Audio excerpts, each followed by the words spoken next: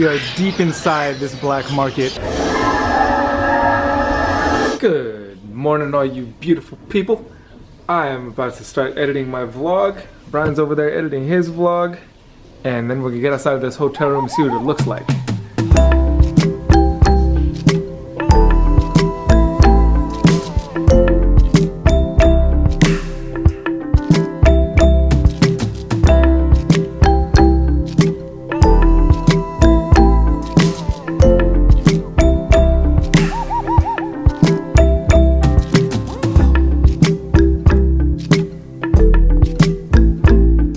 Editing all morning and just kind of being lame and sitting in the hotel room getting stuff going, but I'm finally caught up with it, so now I can just roll with these guys and not be stuck in computer land and actually get out and show you guys some cool stuff like this stairway.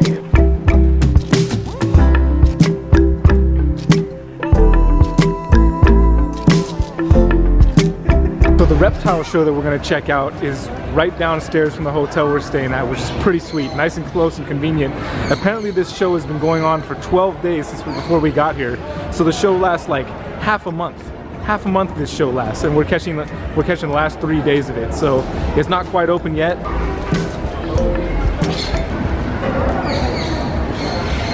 Here's the stage where it looks like Brian's probably going to be giving a talk because his picture's on the stage, so I imagine he'll be doing something here.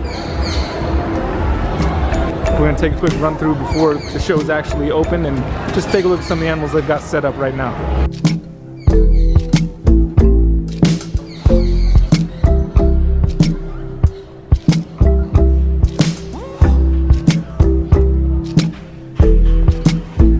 Ball pythons, leopard geckos, bearded dragons, who'd have thought?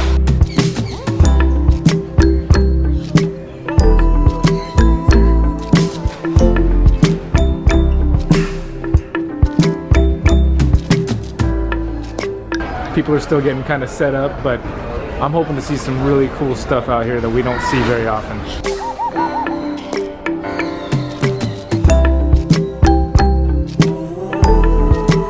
There you go, for you folks that are not into reptiles, we got some cute little bunnies here for you.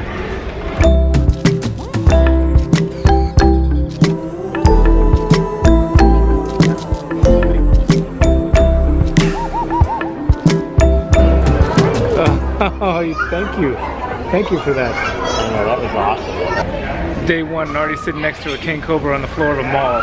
Pretty freaking epic.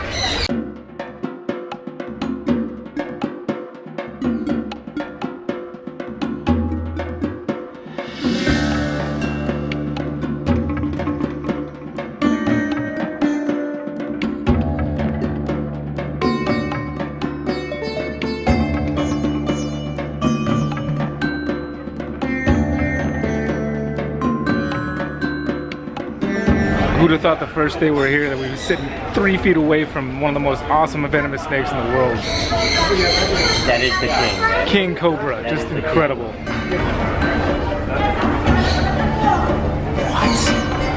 What? Crazy.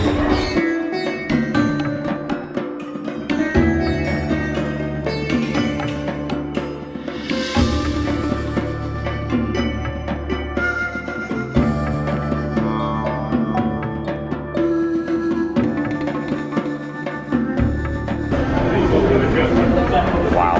That's incredible. That guy obviously spends a lot of time working with that snake. I mean, the communication between him and that snake, just for the record, that is not a venomoid. That is a fully venomous king cobra right there. And that guy is either very smart with the snake or has a real death wish. Maybe a little bit of both, because he definitely seemed to know what he was doing. But man, I don't know, that's you're playing with death right there. What was really cool about that, you know, just beyond the experience in itself and seeing all those people and just being that close with a king cobra, is that was a really healthy king cobra. Back in the States, a lot of them that we get they're emaciated and people can't come up with enough live snakes or dead snakes to feed them, and it's pretty rare to find rodent feeding king cobras, and a lot of people say that even once you get them started feeding on rodents, that after a while they're not going to live out their lives the way they're supposed to as snake eaters. So that guy took really good care of his animals, and it was just a really special experience. Alright guys, it is time for the Brian and Brian show.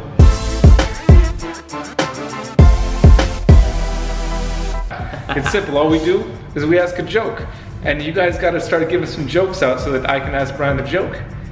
We need some good jokes down there. What do you call a fish without an eye? Oh, I don't know, walleye. I don't know. You always ask me these questions. You should let me cheat or something. Okay, tell me what a fish without an eye. What? Oh my gosh.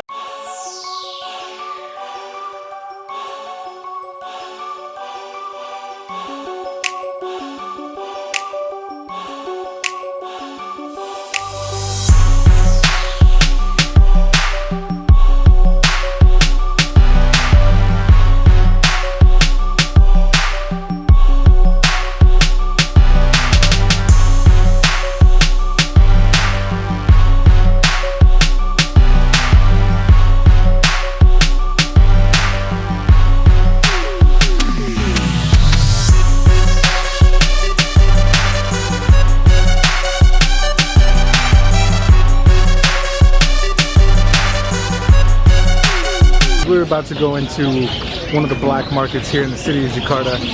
So I'm not sure exactly what we're going to see in here. I can tell there's already a lot of birds, but I don't know exactly what we're going to see. I just want to kind of warn you that there might be some things in here that you don't want to see.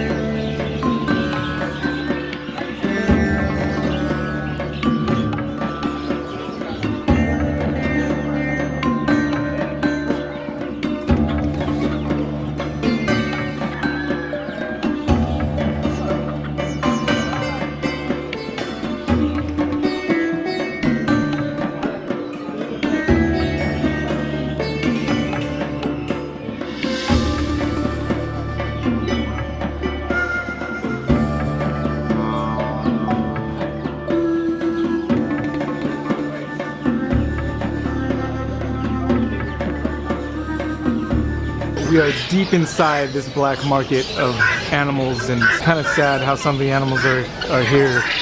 But I still wanted to show you guys and take you through so you can see what there is. I mean, this is definitely the underbelly of the city kind of thing. I guess lucky that we were able to have a contact that let us bring cameras in here. I understand that I would not have been able to just come here on my own and bring cameras. Kind of lucky to have this opportunity to even show you what's happening here. So. Whoa.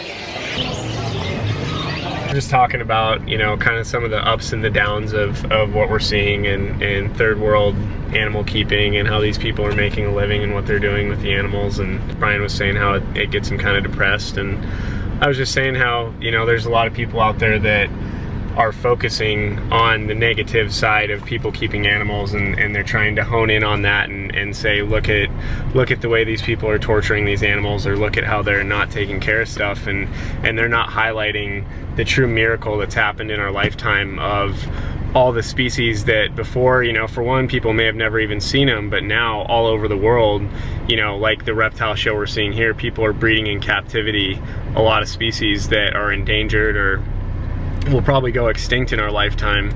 And animal husbandry as a whole has just been getting so much better, and we're figuring out all the secrets to keeping these animals properly. And so for me, I see these people as my animal brothers and sisters, and as we can spread the knowledge and show them the way we're doing things, they can learn from us.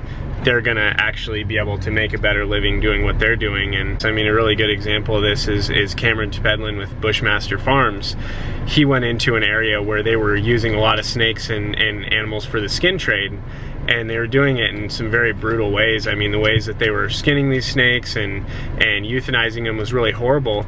And what Cameron showed them is that they could bring those snakes into captivity and let the females lay their eggs and start, you know, captive hatching all these blood pythons and these cool species of snakes, and then he could buy those snakes from them and bring them into the United States and sell to keepers like us. And that made them stop skinning and killing all these animals needlessly and start doing things in a better way. And now they have a sustainable practice, kind of like ball pythons in Ghana, where they can bring the females in, let them have their eggs, hatch those eggs out, and then they want to put those females back out in the wild so that they can keep doing their thing. I guess that's just my positive rant about it.